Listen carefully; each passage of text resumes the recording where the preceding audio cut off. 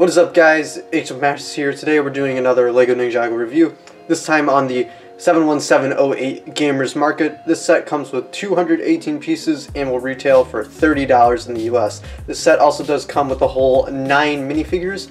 From the box you can just see the set, and on the back of the box you can see all the functions.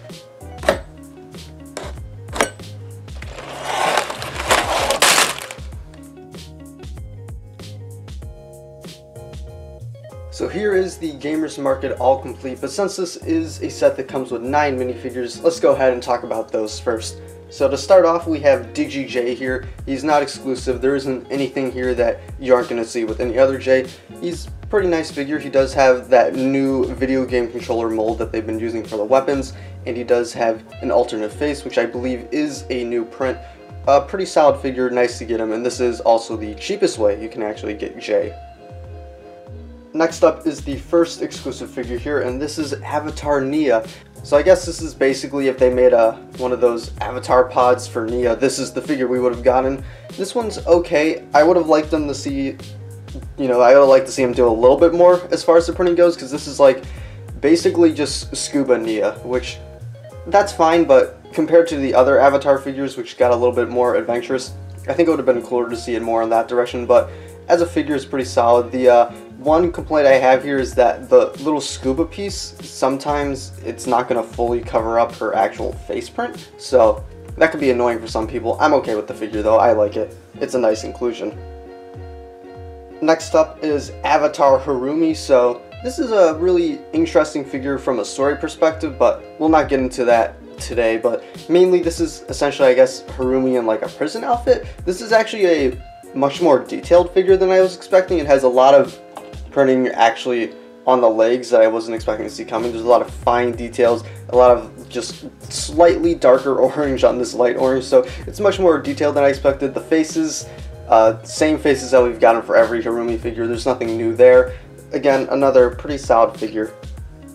So next up, they actually call this figure Avatar Cole, which is surprising to me because to me, I look at this and I see Rocky Danger Buff, which I'm sure that's what everyone saw, because he's got the mustache and he's got the hair. Only thing that's a little bit different is the actual outfit on him, but on the box they call this Avatar Cole, so that's interesting.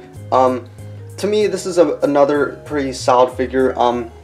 If you look at it from the perspective of it being a Rocky Danger Buff, which is what pretty much everyone has been doing up until at this point, I guess maybe it's not supposed to be Rocky Danger Buff, but for most people that's what this figure is. I think this is an okay representation of that.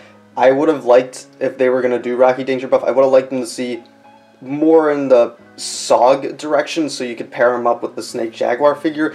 Plus that, I kind of think was kind of the whole essence of that character. The whole thing was kind of like, I'm in disguise, I've got my hat, he's got the tattoos and all that. Here he's just like dressed up as a normal guy and he just has the mustache. It kind of loses a bit of the charm, but I still think this is a pretty nice figure, and underneath this is just your typical Cole, so you have the same faces that you would normally get.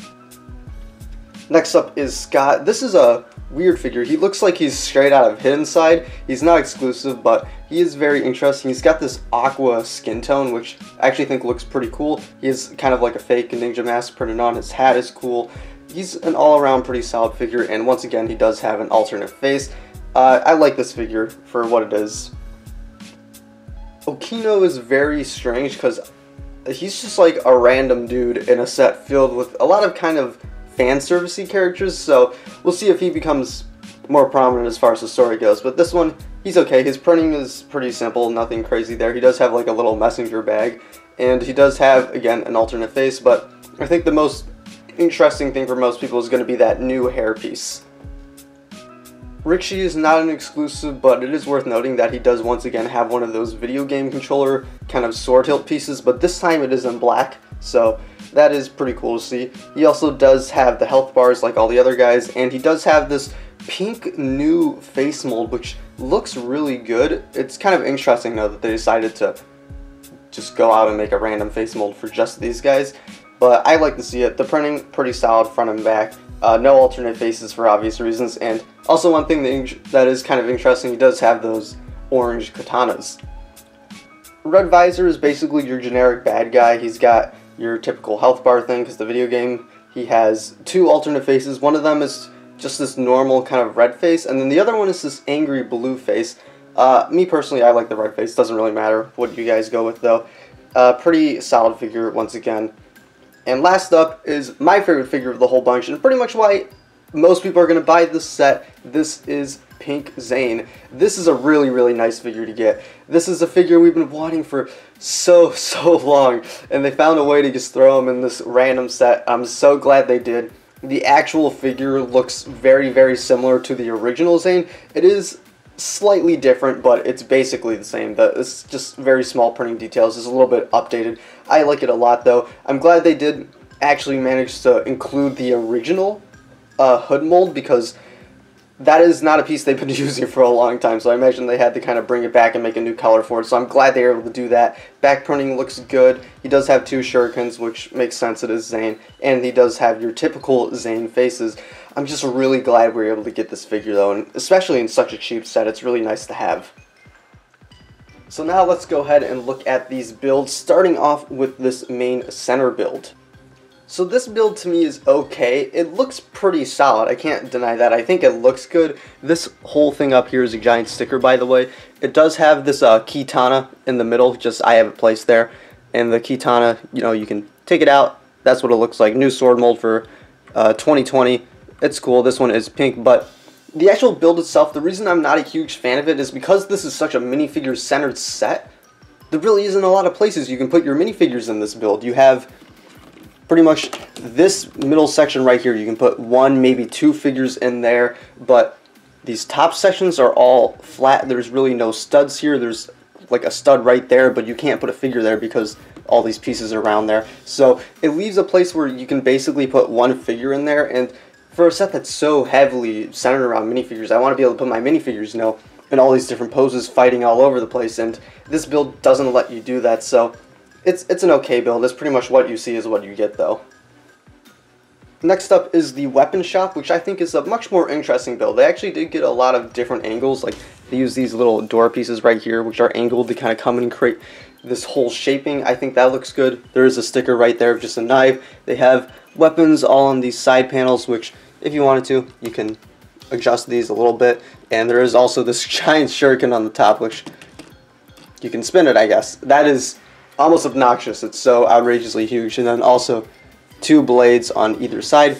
Little knife right here, basically a soda bottle, I guess. And then on the back side, we've got a red and a blue katana. And then we also have one of those trans, I guess, light yellow katanas attached to one of these dragon hilts, and then your normal gold katana. This is a pretty solid build. I like it. And lastly, we have the item market. So this is my personal favorite build of the bunch. On the left right here, you have this rack of just hats. You have a knight hat right here, a top hat, basically I guess a sailor's hat. On the very back, actually a blue classic space helmet, which is nice to see, and then your typical rice hat. And then in the front here, there's a little sticker, 125 crowns, and you can buy Pink Zane. That's pretty cool, but let's go ahead and just remove Pink Zane for a second here. You can see on the back, just a typical hat up there. Another sticker of just, look, you can buy hats here. And then item market followed by this, just a little bit of shaping. This is all stickers, by the way, and this right here is not, it's not like the greatest thing ever, but I think it's just nice to have because these pieces are pretty rare right now, so it's just nice to get them in such a cheap set.